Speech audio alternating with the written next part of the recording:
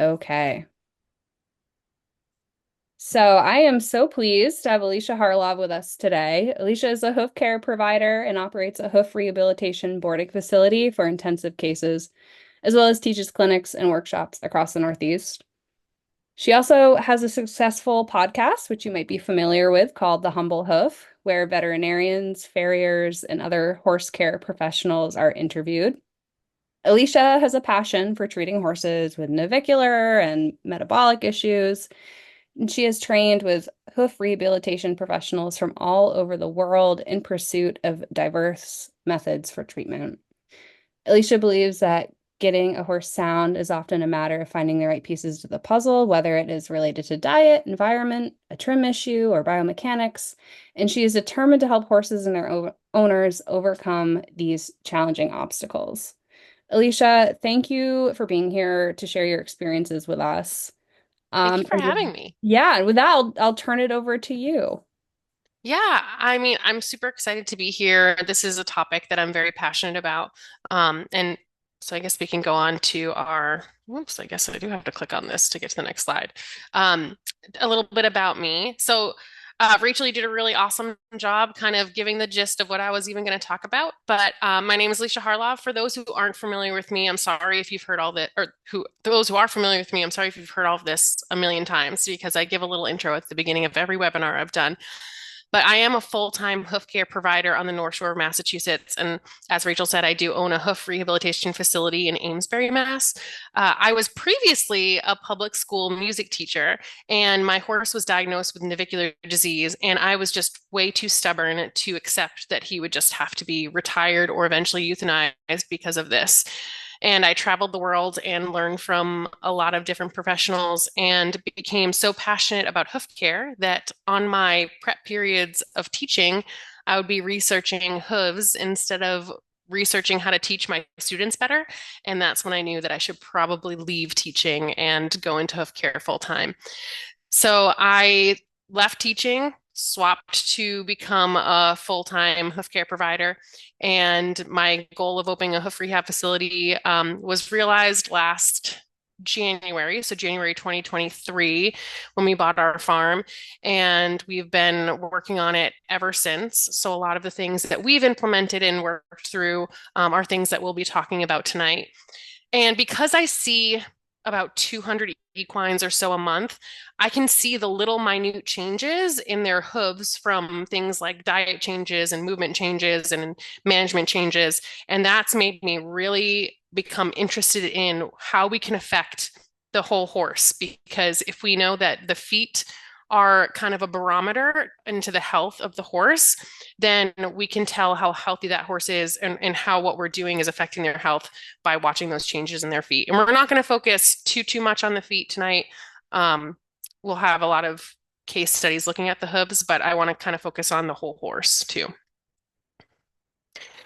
So I think that one thing that we can kind of get out of the way in terms of the elephant in the room is traditional boarding environments. Now, I know that if there are people on this webinar that are in different areas, it might not be the same for you. I'm in Massachusetts, as I mentioned, and a lot of times these horses in boarding facilities often don't go out very much. They're primarily inside. I would say that an example of good turnout would be like 8 to 10 hours a day would be like, whoa, that's incredible turnout. But that also means that they're in a stall, not moving much for 12 to 14 hours a day. So horses are, not moving much, but there are also barns where the horses are only going out to get their stalls mucked. That's like pretty common for some show barns in the New England area. Horses are often fed forage meals, so they're thrown flakes of hay throughout the day. And at certain times, whether that's like breakfast, lunch, dinner, night check, but they go often extended periods of time without having access to forage or anything to eat. And often horses are fed just like a dump of grain or some weight of grain without necessarily or I should say, while trusting that that grain is meeting all their needs when that might not be or likely isn't the case. So a lot of these horses in my area, at least, I'm not sure if this is true for others that are listening, they suffer, like this slide shows, from lack of movement, often lack of forage, and often an imbalance in diet. So if we're looking for how to maximize horse health and how to help these horses thrive, these are things that are truly working against them. And if we're their advocates and we're trying to set them up for success, these are ways that we can improve, and there are things that we can address in each of these categories to nudge them in the right direction, even if we don't own our own property. So something that I have become incredibly passionate about is movement with horses. I have seen movement cover a multitude of sins in terms of other management. So that's the first thing I wanted to chat about with you all. I think that something that I hear from owners, especially owners that work with performance horses, is a fear of free movement. I know that a lot of performance horses are often worth a lot of money, and they also are expected to perform for their next show, or they're on a show circuit and they need to be safe and not have injuries. And I completely understand that. Something that I've truly seen is that movement isn't the enemy, but improper movement is. So a lot of times if these horses are, pent up and kept inside and then let out for a short amount of time, they'll go flying around, and this can lead to injuries and issues. Also, if these horses are moving incorrect biomechanically, so if their hoof care or their diet is working against them and they're not fully willing to move and fully extend their limbs, they're going to move in a biomechanically inappropriate manner, and that can lead to a repetitive strain type injury once they're out and freely moving or asked to work in that scenario. So I know that those are two areas that owners get super worried about, that their horse is going to become injured because of the movement that we want for them, or that their movement needs to be controlled to prevent that. So that's something that I see that argument. And I've slowly tried to combat that, especially having a handful of pretty good performance horses that I work on that I've seen do really well with a good amount of turnout and movement. Some improvements that we see with movement is improvement in range of motion. If their joints are moving, it's like lotion for their joints. Their joint fluid, is able to actually work, and they're able to improve in terms of their flexibility, and they're obviously more muscling. They're gaining strength throughout their entire body if they're able to move more freely, as horses are kind of designed to do. Movement also helps with circulation and perfusion throughout the body. I see this especially in the hoof. Horses that move more, I see an increase in hoof growth. Obviously, we have to have a strong hoof to see that growth, because if they're moving more, a lot of people will say that their hooves are wearing down or they're chipping. And to me, that signals more of a health issue in the body where they're not matching the wear. And we'll talk about that a little later. I have seen movement help incredibly with pain reduction in horses. As Rachel said, I operate a hoof rehab facility. I have horses that come to me that often come having almost no turnout, maybe an hour a day. And I have horses that come that are so lame, their owners are considering euthanasia. And honestly, I would say the biggest factor in getting those horses back ridden, we have horses that come in here that were about to be put down and then leave being ridden, is that movement that is allowing them to kind of work out all these compensations throughout their body and kind of unravel pieces of the onion of where their pain is coming from, and helping to reduce that pain through allowing them to move as they need to and also rest as they need to. As we mentioned before about anxious horses, when they get less turnout, movement allows for them to utilize their energy in a productive way. So they have less anxious or pent up energy for them to bomb around and end up hurting themselves. And kind of back to what we're talking about when I talked about pain reduction, proper movement can act as physical therapy for the horse. So once they are moving properly, like we're talking about the biomechanically correct movement, which can come from, ensuring that they're on a proper diet, that there isn't any other barrier to comfort. Those biomechanically correct movements are allowing them to strengthen their soft tissue, build muscle properly, not have any inhibition to strengthening their top line or strengthening their digital cushion in their hoof, which is something that I see very often, or strengthening their frogs. And on a side note of that, since I am a hoof care provider in my line of work, I see the hoof change so much through movement. It is a neurosensory organ. The hoof is a neurosensory organ. So it responds to its environment and the surfaces it moves over. So think of the hoof as it's not, I wouldn't say it's a muscle, but think of it as a muscle where when you go to the gym and you're working out, that is going to help it build up and increase in strength. So use it or lose it. If that hoof is not being utilized, then it's not going to be strong. So a lot of people will ask me, well, how can I increase my horse's movement other than just giving them more turnout time? And I will say that a lot of times people increasing their turnout time doesn't increase their movement. I see horses that go out for 24 hours a day and they just stand in one spot eating their hay, and then they move 10 feet to another spot where they drink, and they go back to their hay. And then when they run out of hay, they just stand and kind of look around. And even in herds, a lot of times, if there's not much interesting going on, they're going to just kind of stand and not move as much as possible. So once I was looking into ways to increase movement for hoof health, because that was my primary concern, I came across track systems, which are a turnout situation where you're separating resources to encourage horses to move from one resource to another. So really, it's like making paths as a turnout paddock instead of having a big open space. You make paths from resources such as water and hay and shelter, and horses are forced to move between these resources to get all that they need throughout the day.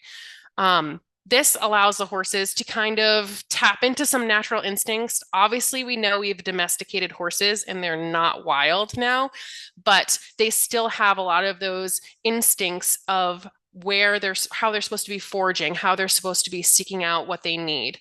So I've seen this really relax a lot of horses and kind of tapping into that mindset of looking for the next thing that they need. I mentioned that it was paths between resources.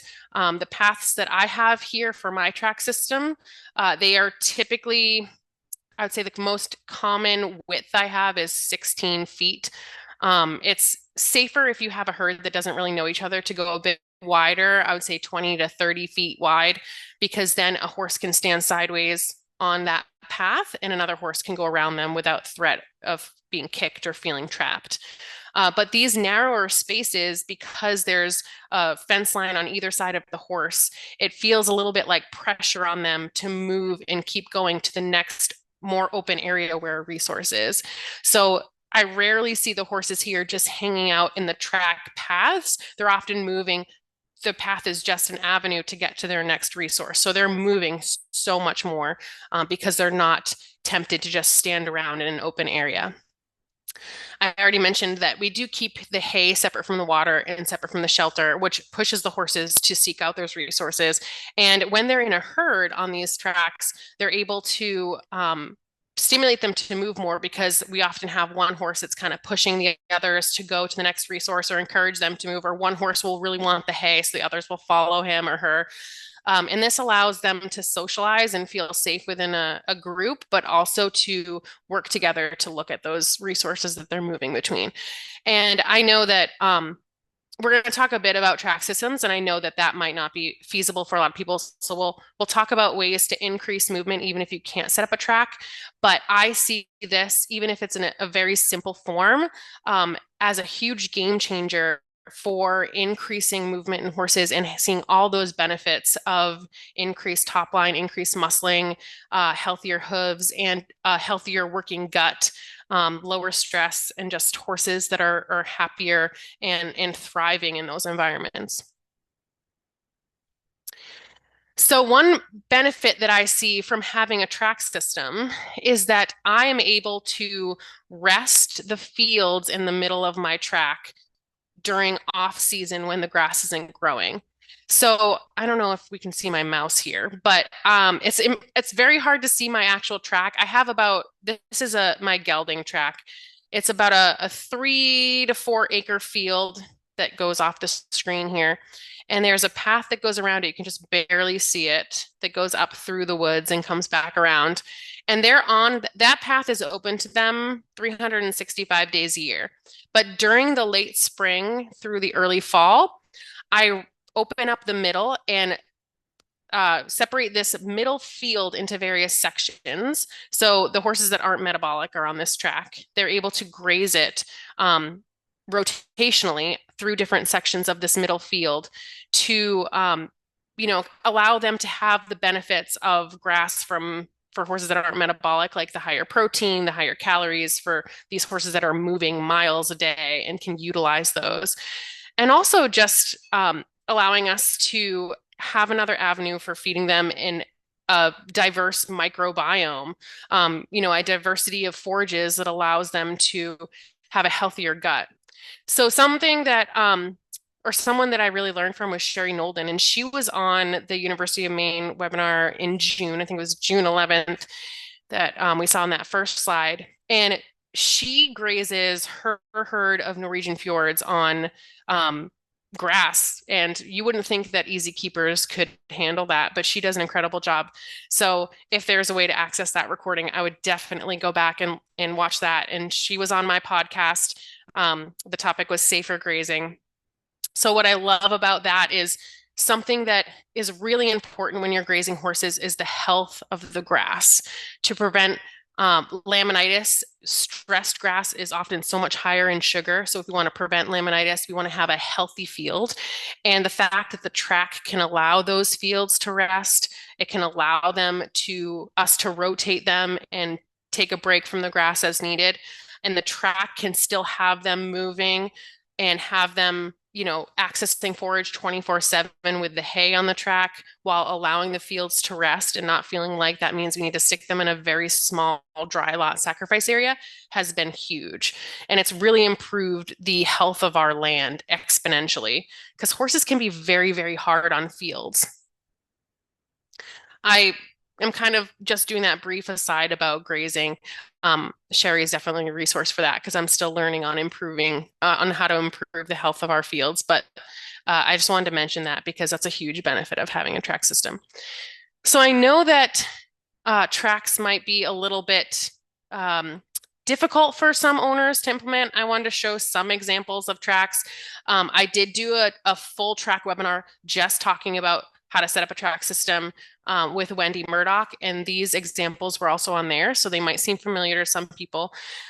This is one of the most interesting tracks that I've seen because it's on a smaller acreage.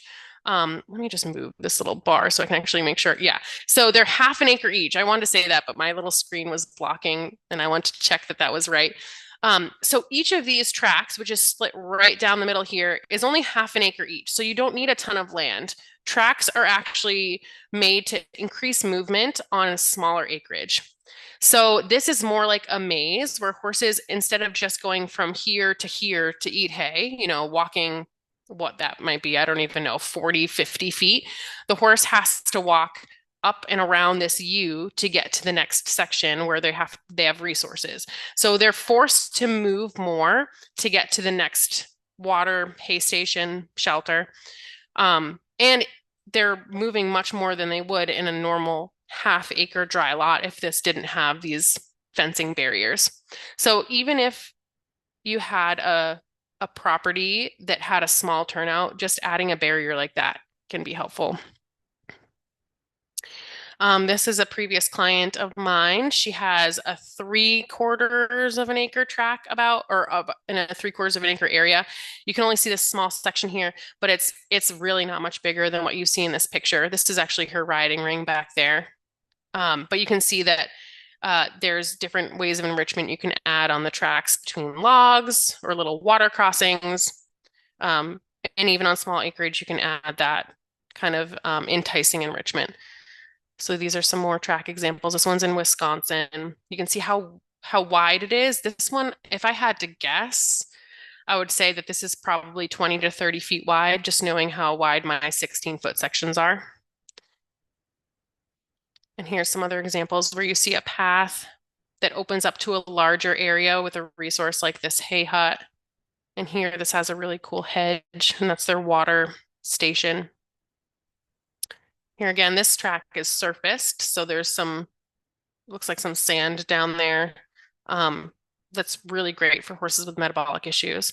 But this one in Georgia is, they took a paddock and just added an inner fence line. So it doesn't have to be super elaborate. And this, I'm sure the horses are loving the fact that they get to go up through the trees and move through various environments. And this is one of my favorite tracks that I follow on Facebook, Abbott's View Track Livery. The owner of this property actually wrote a book called Horse Track Systems. And this is her open barn. It's actually, the full barn is split in two because she has two separate tracks, one for geldings only and one, I think that's a mixed herd. And so this barn has a big barrier in the middle, and they have these sections of bedding that horses can come in and lie down on. And there's another opening to the right over here, so horses can move through freely and not feel like they're cramped or have little room when there's a storm or excessive heat or bugs. This is also her track with some logs for, obstacles to move over. And this is my own track. I have two, but this is the gelding track. So this one actually isn't surfaced yet. We have portions of it that we've added surfacing that were getting muddy last winter, but our hope is to completely surface this one. So this track goes around that 3 to 4 acre field. So the picture that I showed you of those geldings grazing is to the left of this photo on the right here. It would be an extension of this photo that they were grazing in. So this is the field that we rest through the fall and winter and really the early spring too. And this is also my track. This is the wooded part of that gelding track. And these pictures on the right are my mare track. You can see that they have a shed that then this track is almost fully surfaced. So this area is mostly sand. This area here is all stone dust. There's a little bit of crushed stone there on the hill for a little bit more grip. But they always have access to forage and they're constantly moving between their hay stations. So obviously we've talked a lot about the benefits of movement and the track systems and why I like them for movement. So why is this important in terms of horse health? Because that's the subject of the webinar, is helping these horses thrive through movement and diet. This image right here is one of the geldings that lives here. He moved in August. He is now a more permanent resident. He moved in here just for hoof rehab and just did so well, his owner decided to keep him here. But just a few months on our track, and his hoof improved immensely. He had strengthened his heel and his digital cushion and his frog so much. He was in a wedge pad here because he had negative palmar angles on both fronts, navicular bone damage, soft tissue damage. He had a lot of issues going on. And with the bottom image, he actually has a better palmar angle without the wedge pad, just from increasing that health in the back half of his foot through movement. So something that I see as playing a huge role in horse health, and why I think track systems and movement are really important for horse health, is that lower stress. So with constant movement, we were talking about earlier how they can kind of utilize that energy they have for something productive. They have this species appropriate access to that movement. Also to forage. So one main aspect of the track systems is having forage available 24/7, and living in a herd. So all of those aspects, they can feel safe with other horses. They can have access to forage. They don't have to wonder when their next meal is coming. And they have access to free movement and choice. So they can choose if they want to be in the shelter. They can choose if they want to walk to the next hay station. They're able to make those choices and give them a little autonomy and help them to kind of come into their own in terms of utilizing those instincts they have and reduce that stress. I just released a podcast episode nope, 2 weeks ago, with Dr. Ethan Romas Hill, and he talked about gut health. And one thing that he emphasized was the fact that stress plays the largest role on the health of the gut. And if these horses that we have in our care constantly stress because they're constantly wondering when their next hay meal is coming, or when they're getting fed their grain, or when they're getting turned out, or the horses that they're turned out with, or if they're alone and they don't have access to friends, then they're going to have knock-on effects to their gut health, which then affects their ability to absorb minerals. It affects their overall quality of their coat, their hooves.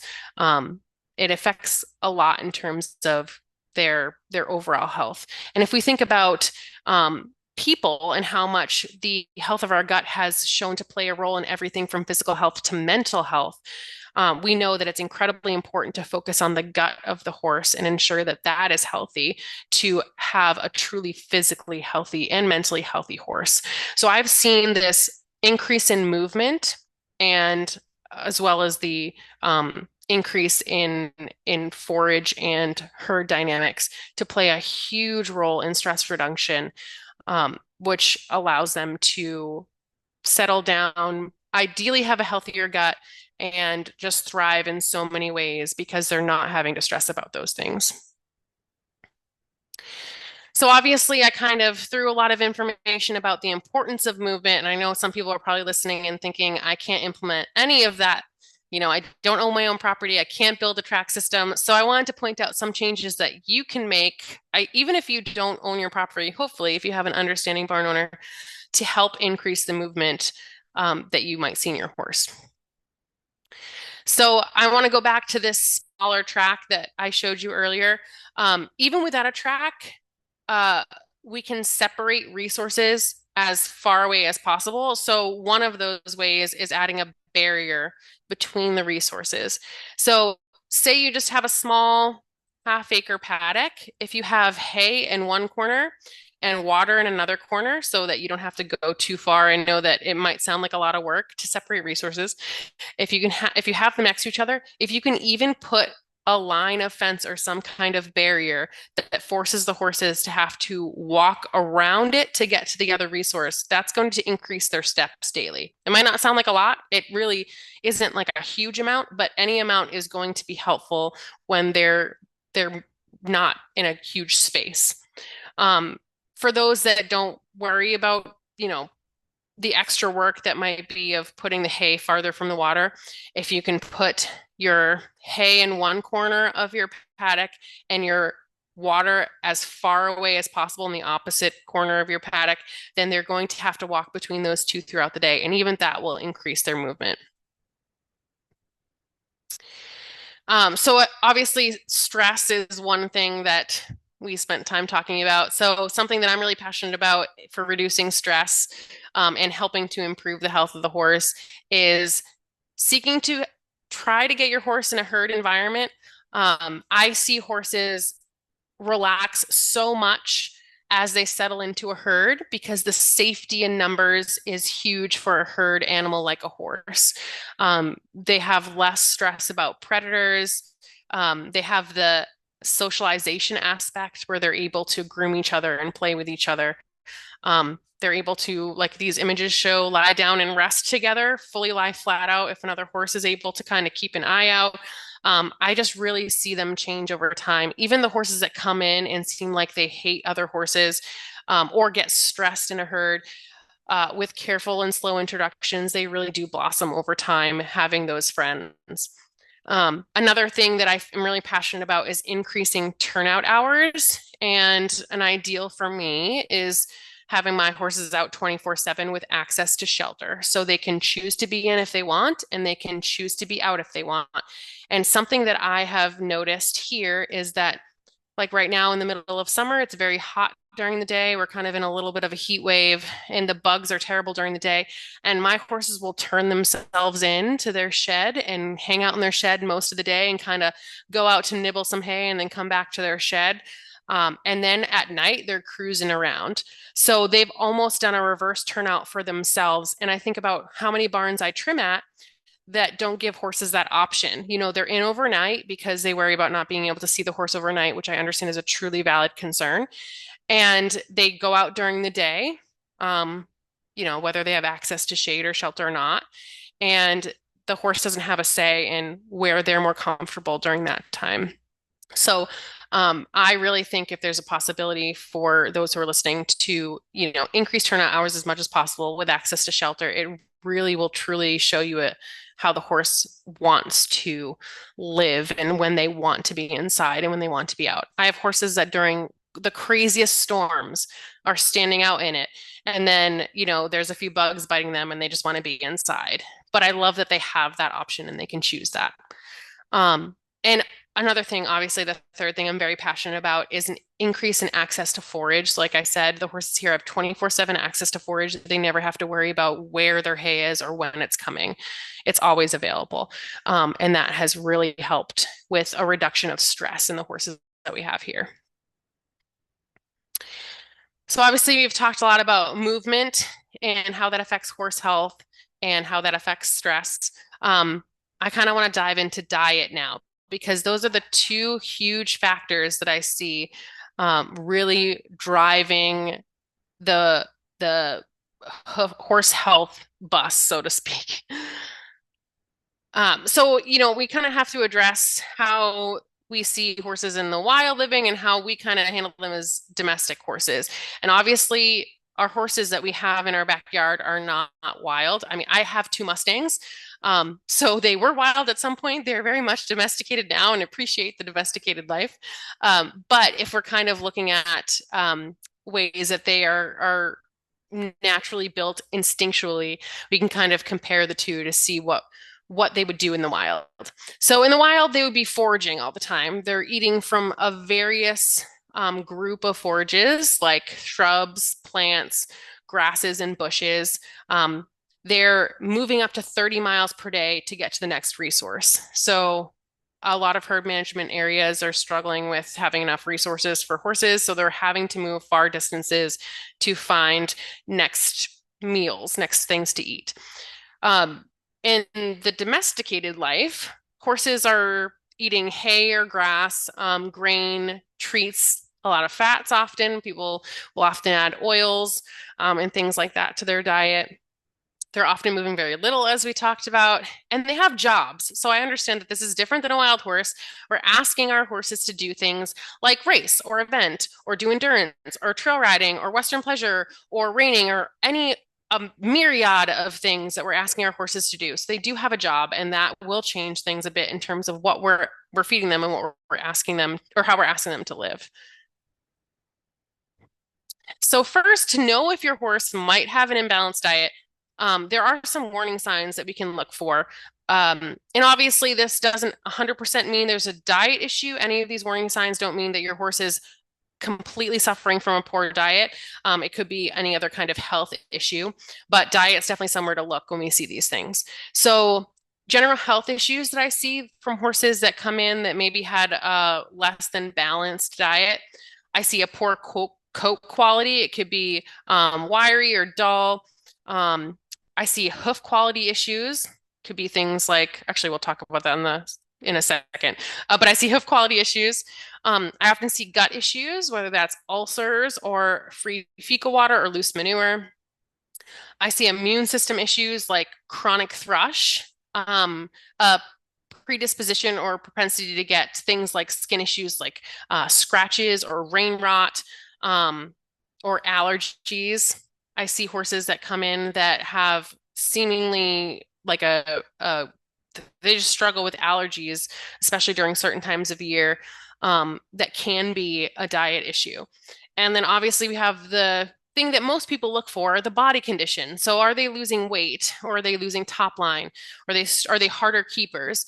I would say that most of the time, once we address a few simple changes in diet that we'll talk about, I see most of my harder keepers not be harder keepers anymore.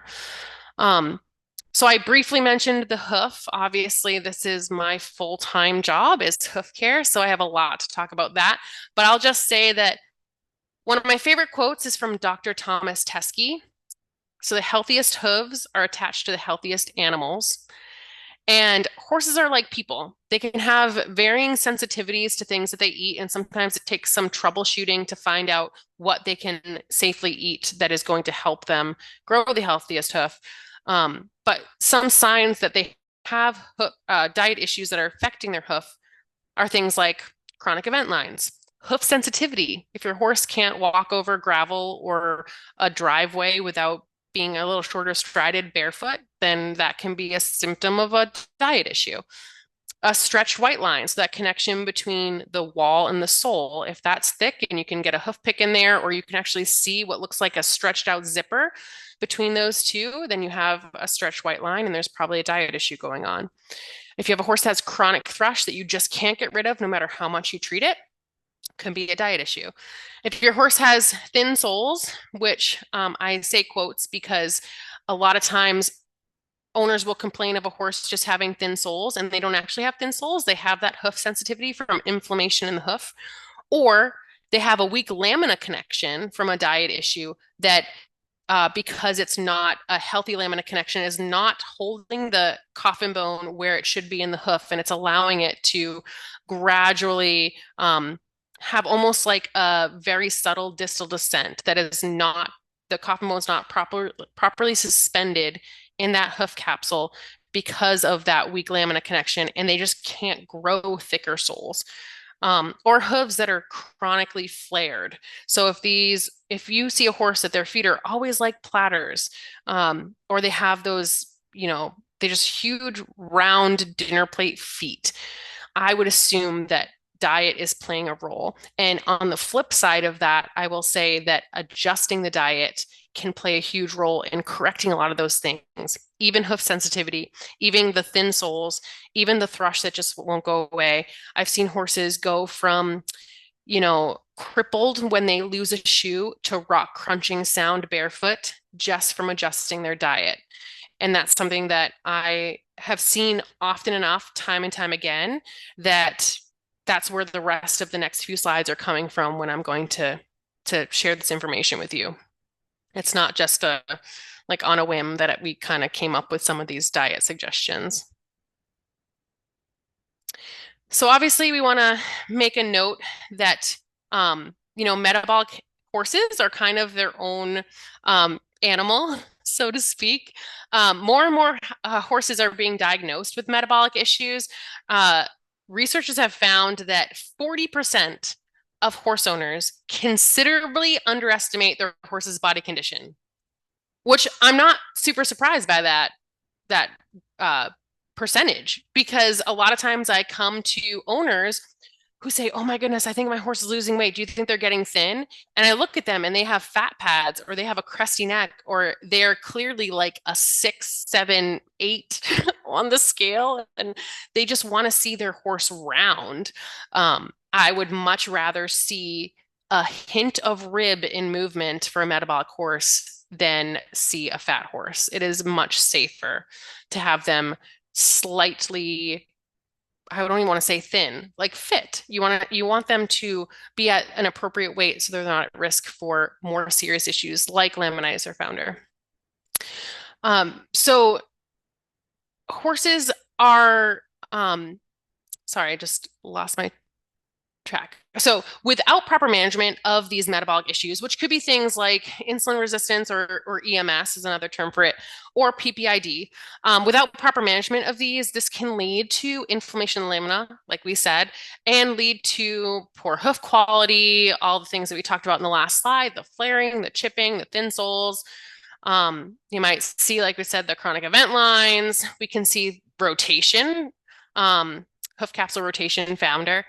So when a horse is struggling with these issues, even if the blood work comes back okay, I like to treat these horses as if metabolic, because it's safe to do that. And you might just rule out a huge issue, and that horse could end up thriving so much better, and have a much more productive, healthy, comfortable life.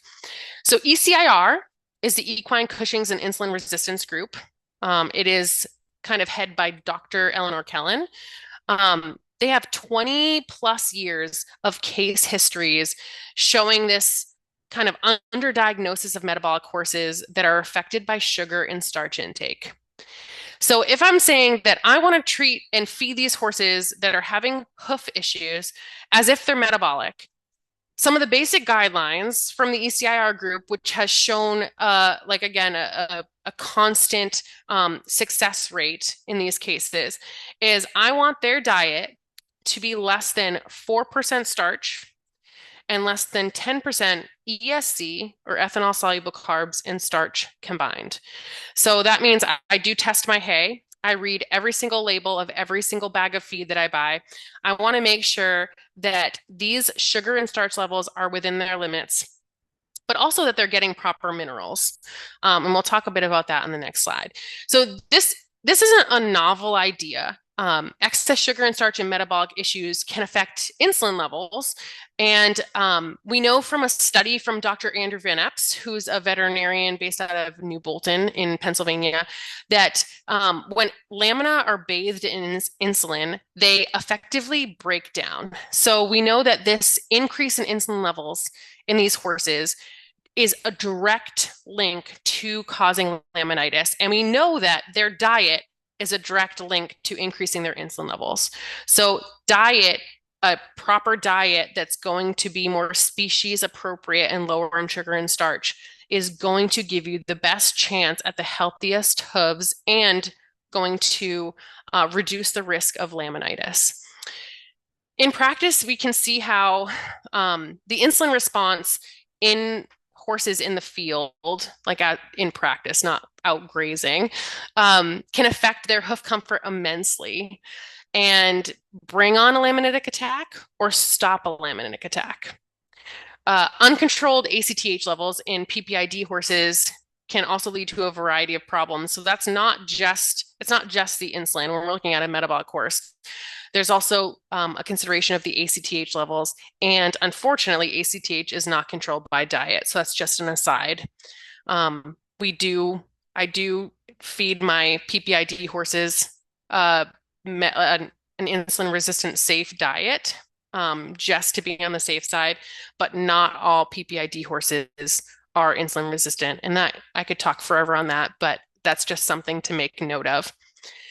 So most vets, when a horse is having a laminitic issue, will come out and do blood work and make sure that these insulin levels and ACTH levels are within range, or if they're not within range. So when I see horses that have hoof issues that aren't resolving, I want that blood work. I would want the owner to get that blood work to see where those numbers are. So like we said, the less than 4% starch and less than 10% ESC and starch are very important. Even Dr. Andrew Van Epps, who did that study about bathing the lamina in insulin, he also mentions those same numbers. It's not just ECIR or Dr. Kellen. He wants less than the 10% NSC, which is the sugar and starch combined. And some horses can't be on pasture. Some horses are sensitive to alfalfa. Some horses have other triggers. Like we said in the last slide, every horse is an individual. And as we mentioned before, if a horse has PPID, then medication is needed. But we had to kind of address the metabolic horse because I see the healthiest horses eating a diet that was tailored based on metabolic horses. And obviously we can change that diet based on the needs of the individual horse and how much work they're in and if they're growing and how much movement they're getting. But if I start my baseline as if I were feeding a metabolic horse, I see a lot of reduction in inflammation in their whole body and in their hooves. So it was kind of a big, tons of information thrown at you. So we're going to kind of break it down a little bit. So the importance of minerals. I kind of very briefly mentioned minerals in the last slide.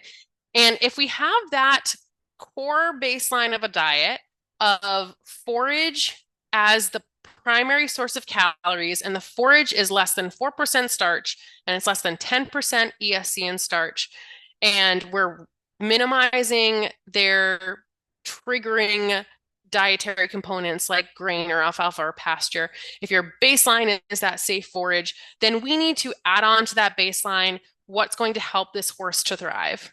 So Dr. Kellen, who we mentioned with the ECIR group, and Dr. Gustafson published a study last year, or actually, I think it was 2 years ago now, on hyperinsulinemia and hyperferritinemia in horses.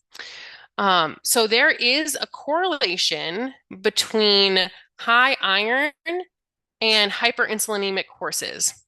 Now, this is a super kind of controversial topic. There's been a few panels of different nutritionists that talk about this as well. This could be its own webinar in itself, but I will just say that when I feed horses based on the guidelines, I'm going to say I see an incredible increase in coat and hoof quality, and just overall health of the horse becoming a more appropriate weight, whether that's an easy keeper becoming a more fit horse, or whether that's a hard keeper becoming an easier keeper. When I follow these guidelines, I see a huge increase in their overall health. So I want to be clear that we know that correlation does not equal causation.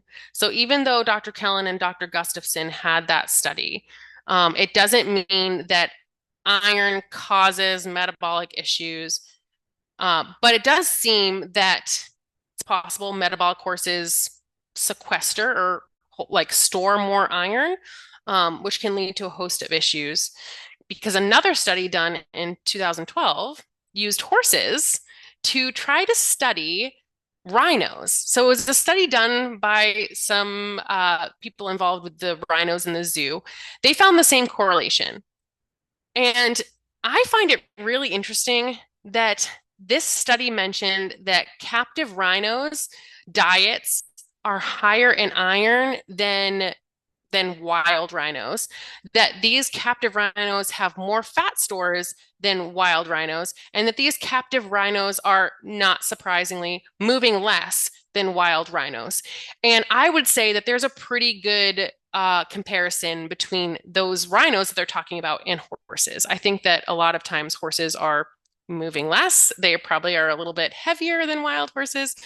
And the issue here, and why we're even talking about it, is that hay is often very high in iron, and also water can be very high in iron.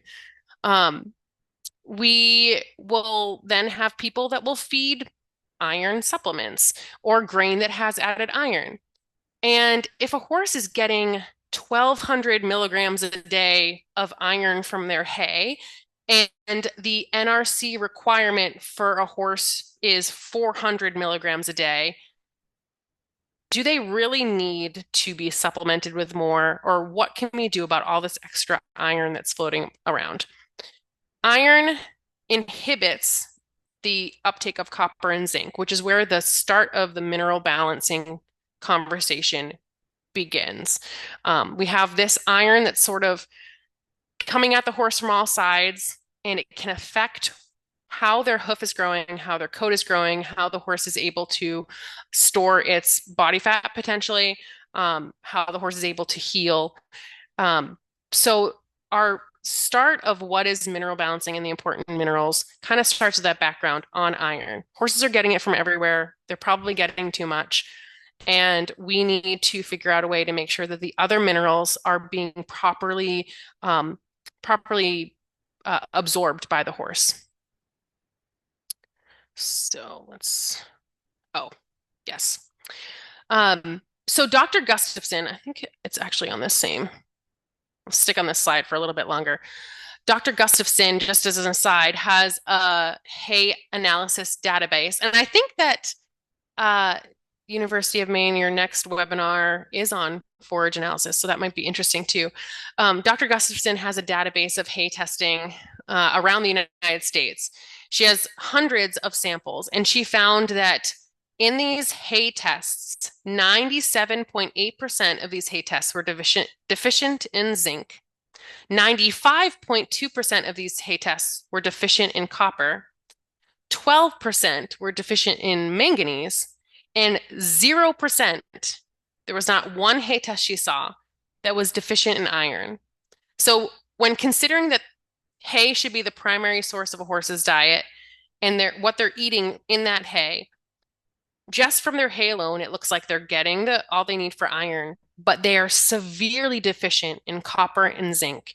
And those are things that are needed for so many things in the body, whether that's soft tissue health, coat quality health, hoof quality, things like that.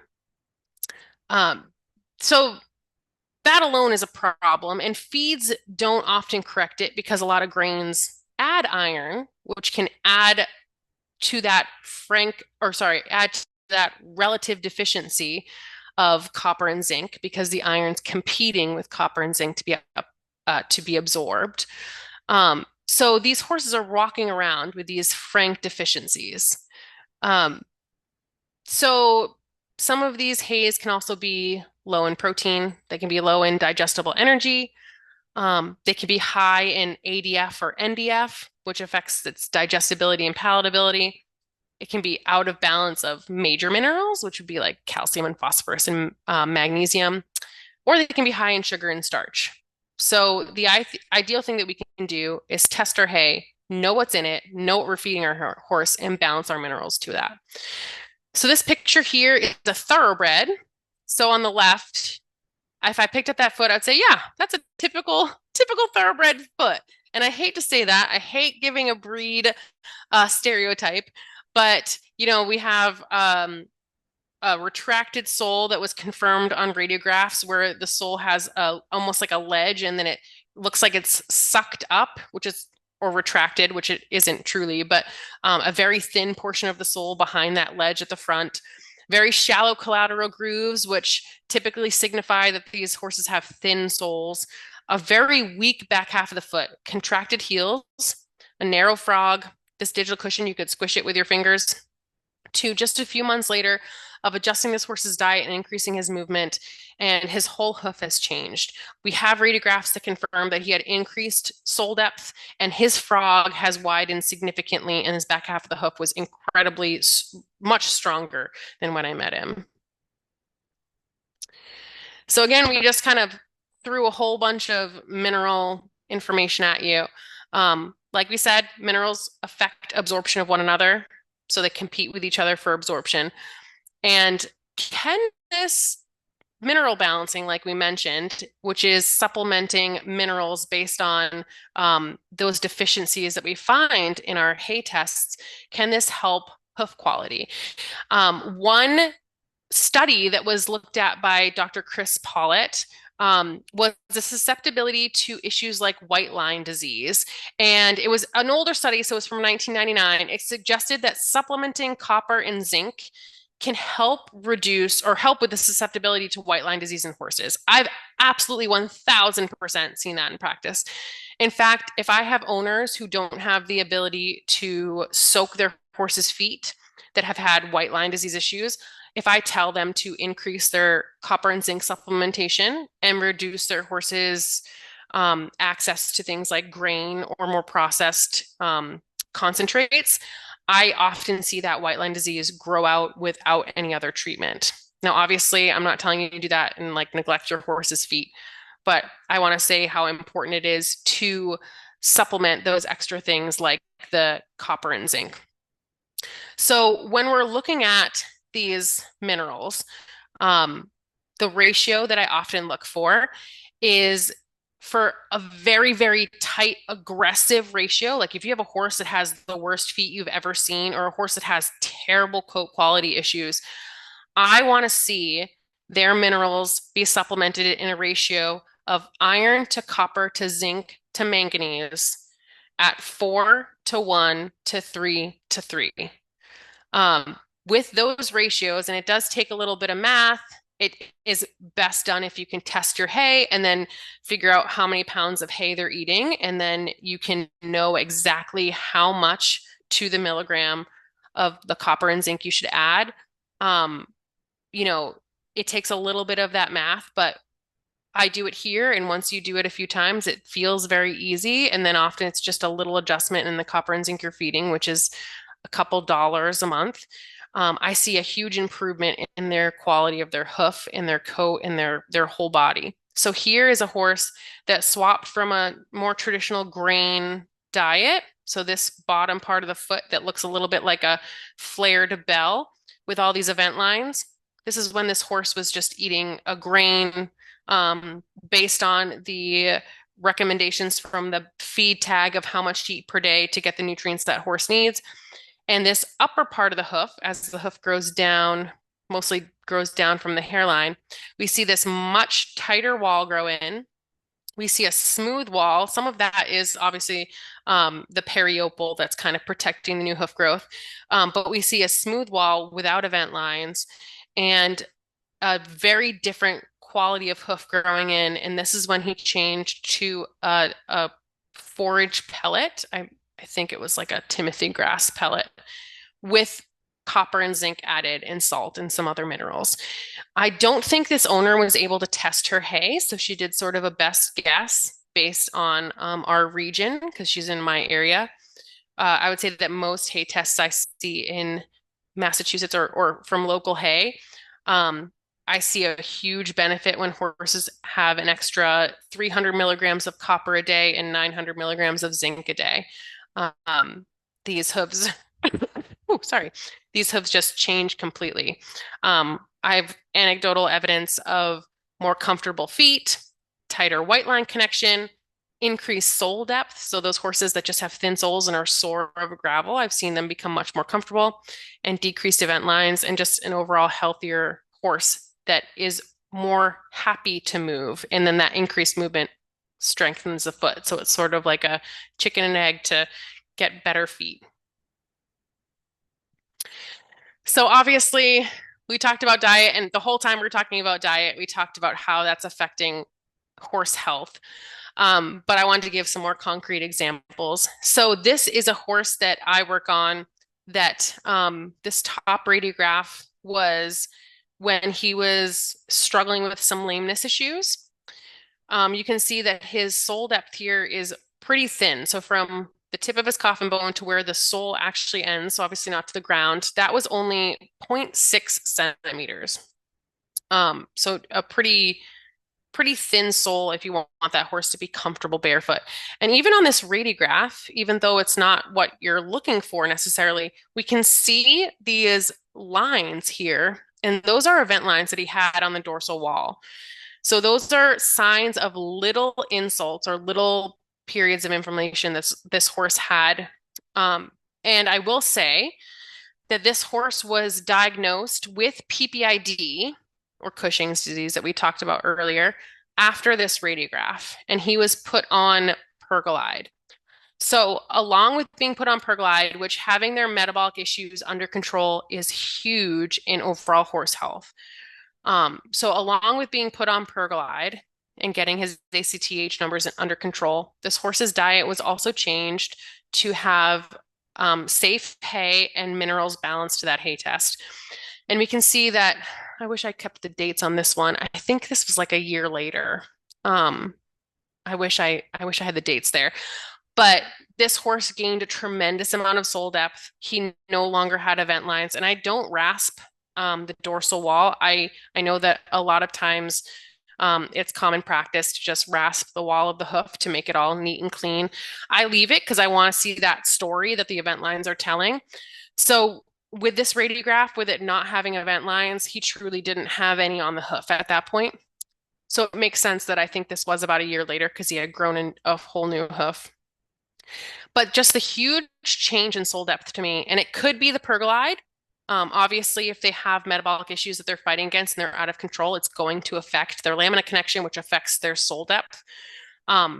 But also having that diet in place, it's allowing them to grow that healthier hoof, it played a role as well. And this horse was sound back in ridden work in this image. When we took these radiographs, we just wanted, the owner's amazing. It just gets baseline rads yearly, whether the horse is doing well or not. And he is just thriving on his new management. So some other things that are benefits of having this more mineral balanced diet that's forage based. So it's primarily that hay as the primary source of calories and balancing minerals to the hay, is that we're providing the body exactly what it needs for nutrients. So instead of just guessing what we're trying to put into this horse, we're targeting exactly what deficiencies that horse has, or what deficiencies the diet has, I should say, since blood work is not reliable for testing the deficiencies of minor minerals in the horse's diet. Unfortunately, things like copper and zinc are not stored in the horse's blood, so you're not able to accurately assess from blood work based on to base your diet on. But if we're targeting what that diet is missing in terms of those nutrients and minerals, we're able to do that without worrying about things like weight gain for an easy keeper or laminitis for a metabolic horse. And we're also able to target things that a harder keeper might need that's working against them to make them have to work harder for their calories. So I've had harder keepers that come to me on, you know, 9 pounds of grain a day, and we get them completely off grain and they gain weight because their gut is healthier. They're not having to process all those concentrates, and we're giving them exactly what they need. Um, I also see a reduction overall in inflammation in the horse. So, we're seeing horses that are suddenly more comfortable. If their feet is that barometer of inflammation in the hoof, they're all of a sudden more comfortable over various surfaces. Their gut clears up. They may have no more free fecal water, or they don't have those indications of ulcers anymore, or they no longer have loose manure. We're seeing those changes just by targeting we're targeting feeding those minerals that they actually need. All right, so for this one, changes that you can make today. Obviously, I know that seems very overwhelming to think if you're not already feeding a forage-based diet, how can I implement that, especially in things like a boarding facility? As we mentioned, or as I mentioned earlier, forage should be the primary calorie source. So when you're thinking of ways to increase calories for a harder keeper, instead of just increasing their grain, the first thing I want to do is, can you increase their hay? Does your horse have 24/7 access to hay? If it's a harder keeper, is it loose hay that they have 24/7 access to? If it's an easier keeper, is it netted hay so that they have constant access to hay for their gut health, but they're not overeating it? Um, and then from there, supplementing those missing minerals. And something that I want to mention is that we can do a best guess or a safe supplementation basically anywhere in the world based on some databases that are available through Mad Barn or Forage Plus, to kind of, or Equianalytical, to kind of guess what supplements your horse might need. But I will say that there's a handful of supplements, at least in the United States, that will loosely supply what your horse might need as a stopgap. And these, especially for easy keepers, these do pretty well to replace grain in a lot of horses. Now, obviously, that's a very broad statement. I'll mention some supplements that I've found work really well, and a lot of them aren't complete necessarily in the terms of, like, a lot of them don't have major minerals because it's best to only supplement major minerals if you have a hay test. They might not have a source of fat in them. A lot of them don't have vitamin E or omega fatty acids. So there are other things that you might have to look into. But if we're looking just at those minor minerals, things like, or supplements like Vermont Blend from Custom Equine Nutrition does really well, even in areas not in New England. I've seen it match hay tests in other areas. California Trace Plus, Mad Barn Amino Trace Plus. Horse Tech has a whole bunch of regional balancers like Colorado Mix or Lone Star Trace, or Arizona Copper Complete. Kiss Trace is based out of West Virginia.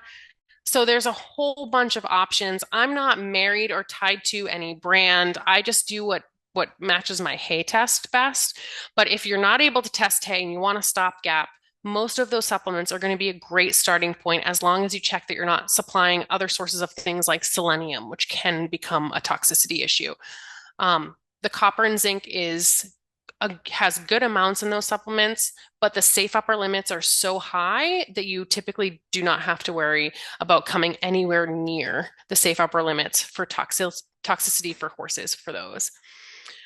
So those are the first two things to implement. More, constant access to forage, or forage is the primary calorie source.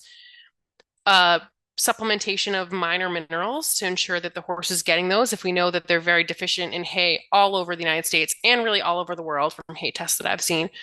And a third one is avoiding excess sugars and starches. And even for horses that aren't metabolic, I see a huge benefit in avoiding those in terms of comfort. I cannot tell you how many thoroughbreds I work on that become rock crunching barefoot sound just by reducing their sugar and starch intake. And thoroughbreds are not known to have metabolic issues, although I have seen thoroughbreds with hyperinsulinemia that have high insulin on blood work. So if your thoroughbred's struggling, definitely check that. But reducing grain or looking at the labels on the grain bags to see, are they less than 4% starch? Is your feed less than 10% ESC and starch combined? Can you reduce the sugar and starch in your horse's diet, especially if they're an easy keeper?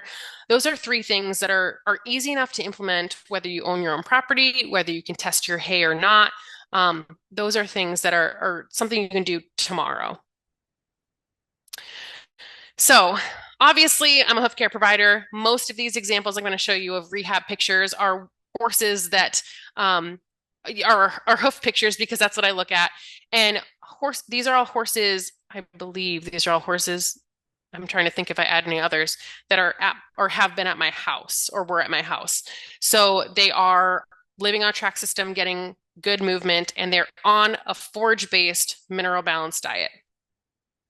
So this first example is a Dutch harness horse. He's very tall. He's 17 plus hands.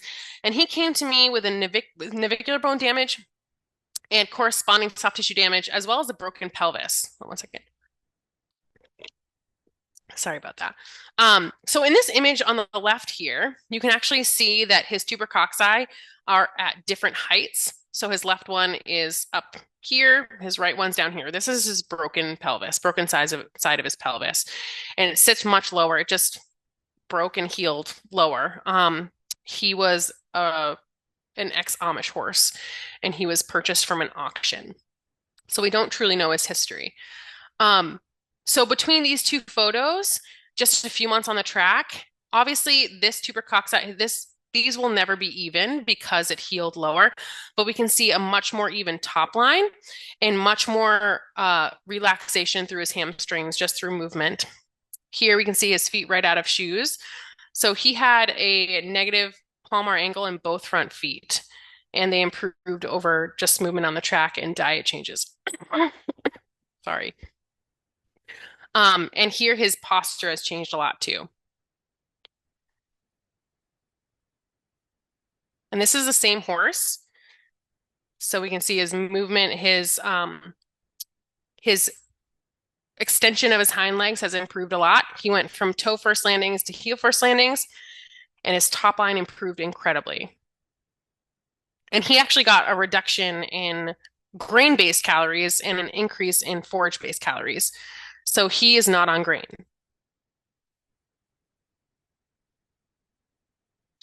So this is another horse that was here. She actually graduated from our program after about a year.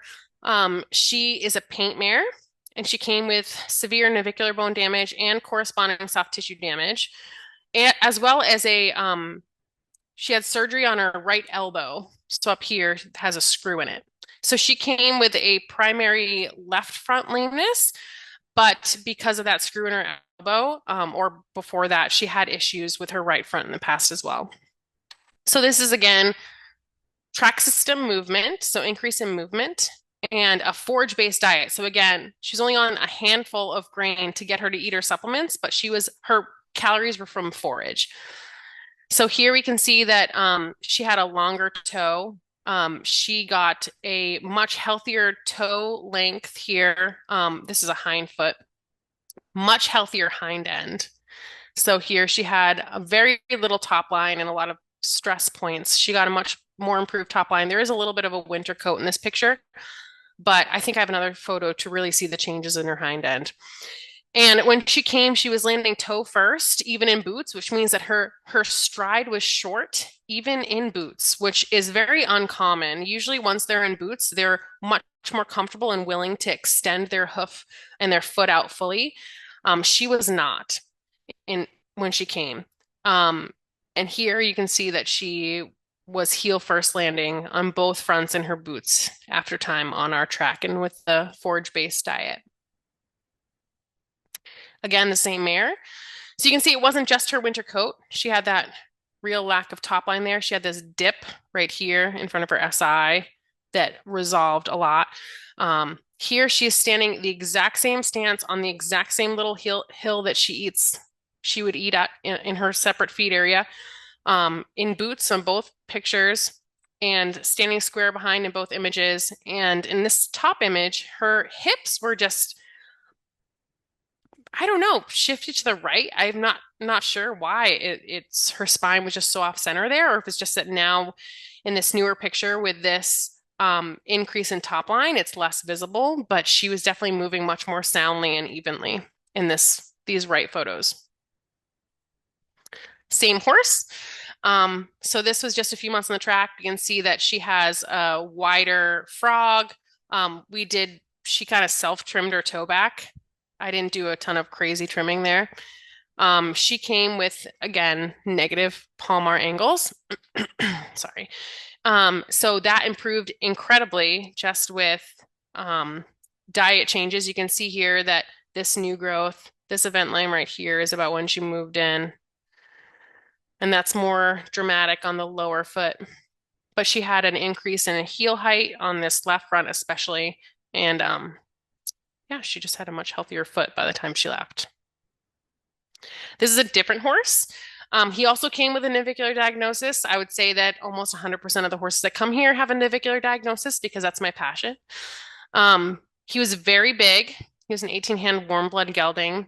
And he had a lot of soft tissue issues as well. So collateral ligament damage, DDFT tears, and his feet improved immensely. And he was only here 4 months, and he came almost three-legged lame, or showed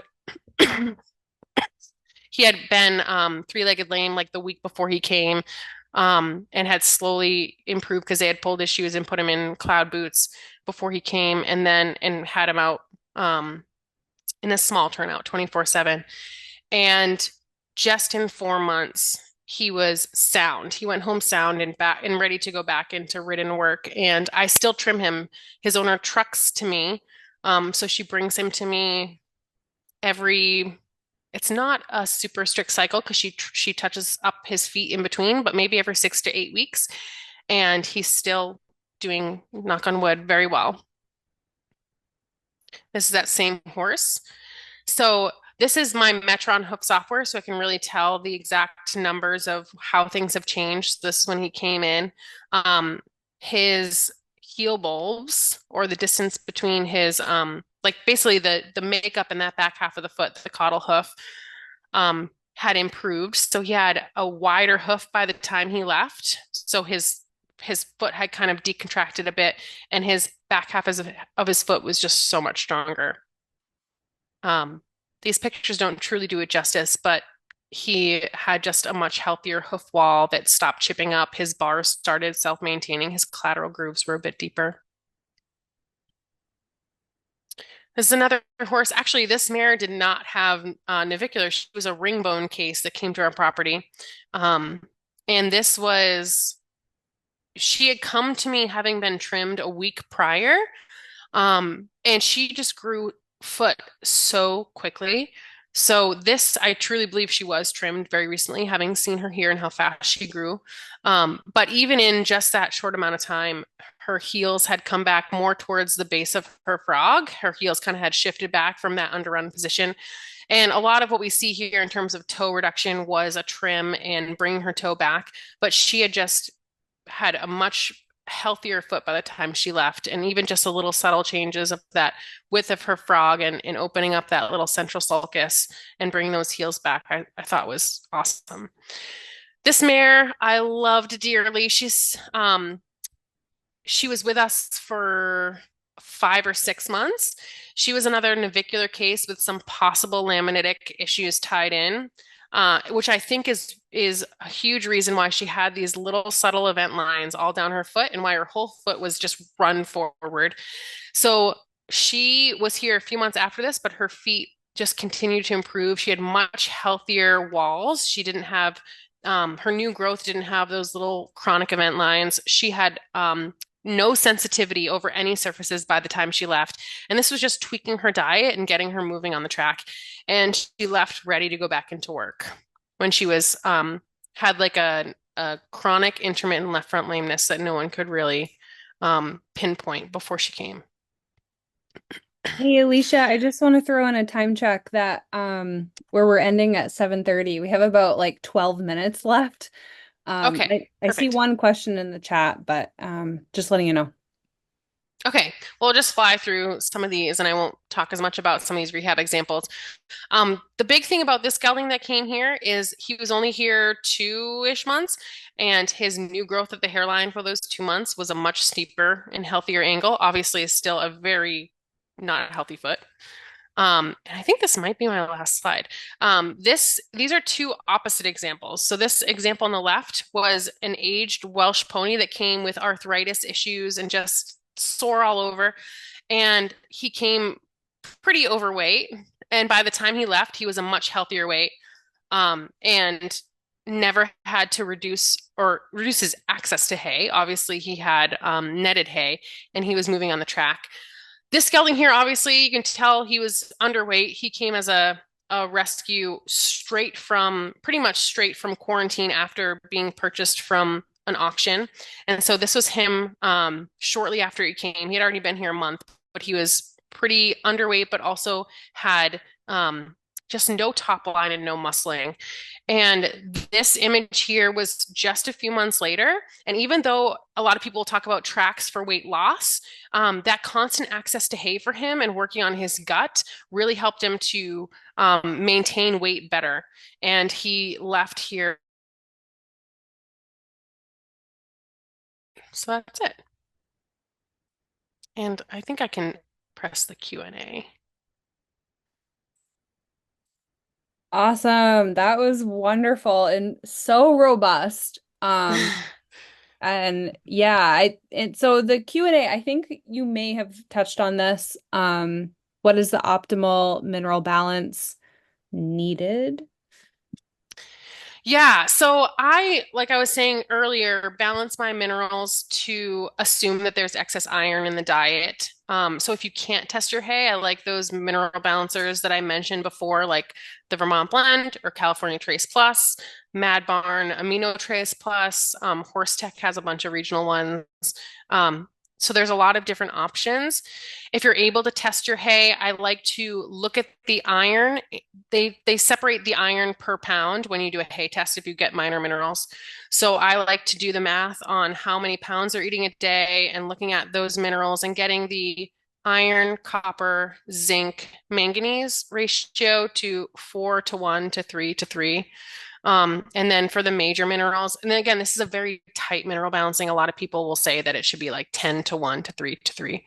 But for the major minerals, I like to do calcium to phosphorus to magnesium at about a 2 to 1 ratio.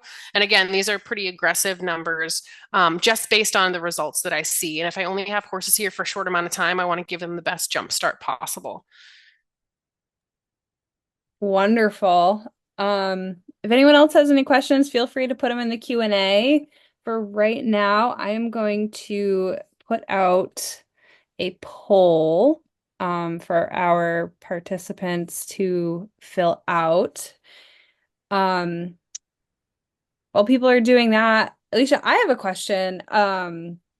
Do you find I was thinking of topography because I was seeing in your gelding track system how it looks like it might go up a hill into your woods. Do you see any benefit to topography? Because I know a lot of folks try to avoid it, especially, here in Maine where there's mud and ice storms. Even like with the horses that are out 24/7. Can you speak to that at all? Yeah, I will say that that is a concern too. we have surfaced on our mare track, we surfaced the hills so that they're not slippery at all when they're moving down it. And on the gelding track, we surfaced the far hills so that they don't slip or slide down it. And then this summer, um, we're working on surfacing the hill that's closer. Basically, we live on one big hill. So I do see those concerns in terms of slipping in rainy, wet weather when it's muddy or if there's ice. So that's something where actually like, scraping off some of the topsoil and putting down good base material and then surfacing it with whatever you want them walking over, especially with some kind of water bar or something to hold that footing there is huge. But the improvements that I see in their muscling from having those hills is just incredible. I don't know that I would have seen the top line changes that you saw in those images without having those hills that they have to walk up and down every single day. And they're doing that. The other day, my husband and I counted 16 times that the geldings went back and forth over one of those, like one side of the track on the hill. So there were 16 times throughout the day going down one side of the hill and up another and just going back and forth. So, and that is like, I don't know, a third of a mile. Um, so them doing that is them working themselves, like going to the gym. Yeah. Like us, I go for a walk every day up our hill. Yeah. I see the difference. All right, a couple more questions came in. What is a good resource for daily mineral needs?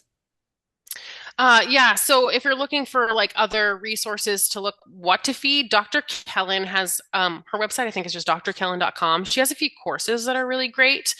And she also with the ECR group that she's kind of pioneered has a lot of information on mineral balancing. The NRC has the I don't even remember. We had to download the entire book for my hoof care organization, but there is a book on the nutrient requirements for horses um, that should be available online.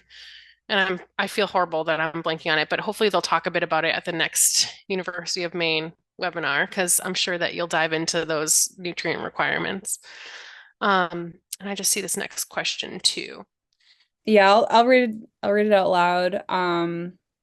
I have my halflinger on a forage-based diet, but I cannot feed her 24/7 because even with netted hay, she has it down to a science to empty the nets in no time. My fjords do that too. She would be super overweight if she had hay 24/7. Do you have any suggestions? Yeah, so I have had a lot of people concerned about that. I will say it's not truly an issue here. I know that some people or some horses, when they move in, will fly through hay. I had a little Mustang gelding that I swear to you, I weighed the hay nets would go through like 40 pounds of hay a day, and he was like 14 hands, and it was very stressful. But once they realized that the hay wasn't going away, they just started leaving nets. Like they would walk away from it. Obviously, leptin resistance is where a horse's hunger switch does not turn off. And so a lot of people are saying, well, my horse is metabolic and they have leptin resistance and they will not leave their hay. We do see leptin resistance resolve when the metabolic issues are under control, but it's a little bit of a chicken and egg because if the horse is overweight and has high insulin, then their leptin is going to not trigger them to stop eating. But I will say that every single horse that has come here, eventually just they'll leave nets for hours a day and go nap or they'll go play. Increasing movement is huge. Like if the net is far away, and your halflinger runs out of it and have another net far away, like having them move greater distances between their nets so that when they do empty one, they have to move more to get to the next one, can be helpful. I used to double net my hay nets to make it even harder for them to eat. It can, I think, lead to a bit more anxiety, which I see as a downside of that and not actually allow them to truly relax about the hay available to them. So one last thing that I would do is if you can test your hay, I think Sherry Nolden, she talked about it on my webinar, or on my podcast for sure, talked about looking at the, I think it was lignin, or I forget, I'd have to actually listen again to make sure I'm quoting that correctly. looking at one aspect of the hay to ensure that they can eat basically as much of it as they want without getting overweight because the it can have, fine uh, mineral profile, but if it has a lower digestible energy or lower protein, then they can eat more of it and not have to worry about it. Sometimes some people will cut their hay with straw, but you just have to be careful and test the straw as well, because that can be high in sugar if you're not really looking into it.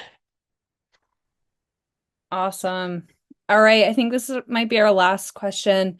The last webinar with Sherry used a mineral buffet. Can you explain more about the buffet setup and if the minerals are mixed in water and offered that way? And maybe, Alicia, maybe expanding on how you are giving your minerals. Like, are you ordering like a powder and you're measuring that out that way too? Yeah, so I order powdered individual minerals for most of them, and I'm adding them directly to their feed that they're bucket fed twice a day. I don't do a mineral buffet. There's I think lack of research in this area. Dr. Kellen will say that the only nutrient that a horse will actually, or sorry, the only mineral that a horse will actually seek out is salt. That's the only, I mean, it's an electrolyte. That's all that their body is actually seeking out. So if you're offering a buffet for them, they won't know how to properly regulate what they actually need. I've had some other people say they do this and they see really good results, but with it, you're not able to truly see or measure how much they're getting. And I like to know exactly how much they're getting to make sure I'm targeting what they need. So I don't personally do a mineral buffet setup. Dr. Kellen has a lot of articles on why she doesn't recommend them. So you can, look into those and kind of decide for yourself. I sort of went this way because if the horses are only here for a short amount of time, I really want to top up what they need and make sure that they're getting what they need. If you did do a mineral buffet, if I did do it, I would probably do it alongside them getting their minerals in their feed. So if they feel like they wanted to add something else on their own, it wouldn't be the only way they're getting those minerals.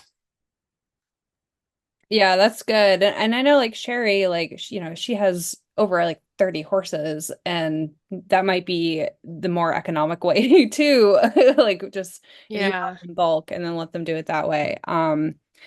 Yeah. Well, Alicia, thanks so much for your insight and sharing all of this today. And yeah, we will have, I think, August 7th, Dr. Jaime Garzon. He's our forage specialist at the University of Maine Cooperative Extension.